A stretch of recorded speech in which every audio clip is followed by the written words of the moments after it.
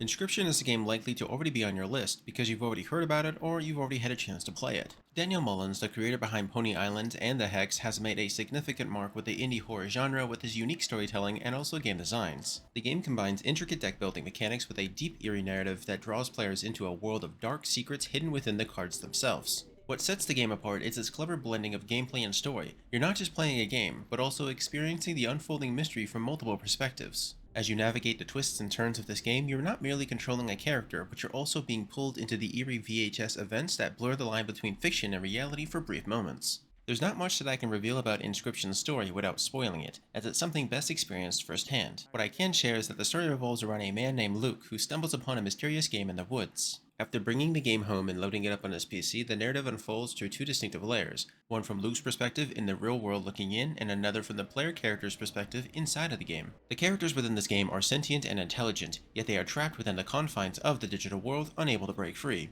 The desire for autonomy drives the story forward, as they seek the player's help to escape and seize control from the entity known as Leshy, who is essentially the game master of this world. What makes Inscryption so brilliantly designed is Daniel Mullins' refusal to recycle assets. Each new project he tackles is taken in a fresh, innovative direction. Mullins isn't looking for shortcuts, instead he strives to create something uniquely his own, and it always stands out. The visual eeriness of Inscryption is striking and welcoming, whether it's the animated faces of the cards in your hands, their dialogues of acceptance or doubt, or the haunting soundtrack that contributes to the unsettling atmosphere of boss fights of this world. It's all displayed excellently.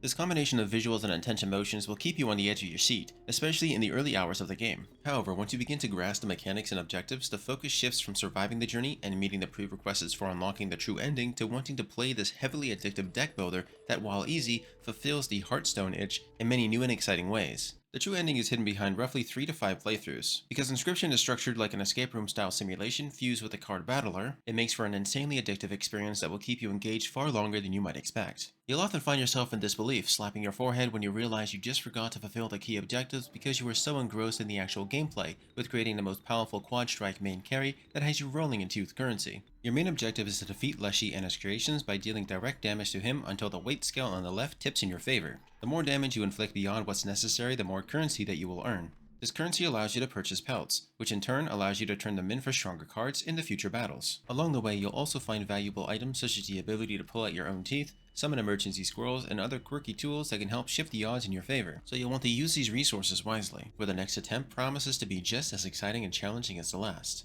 This card game plays with a sacrificial mechanic. You can only play your unique cards when you have enough blood or bones to sacrifice for them. This means you'll need squirrels and other characters and creatures to create blood currency to afford the sacrifices required for summoning the stronger cards. Throughout the game, you'll encounter some incredibly powerful combinations, like the Totem Carver allowing each squirrel to cost 3 blood as a sacrifice, or squirrels getting placed back in your hand after they are sacrificed or killed. These combinations can result in absurdly powerful cards, which can even lead to the creation of a new soul by the end of your run that could be an absolute beast if it's eventually found. So if you haven't played Inscryption yet, I definitely recommend it to anybody looking for highly addictive and replayable gameplay that keeps you coming back for more because of its card game alone. It offers a thrilling and eerie atmospheric horror vibe. While the mechanics are rather simple, the game quickly pulls you in with its depth and surprising complexity. It's the kind of game that can easily consume a lot of your time, but in the best way possible.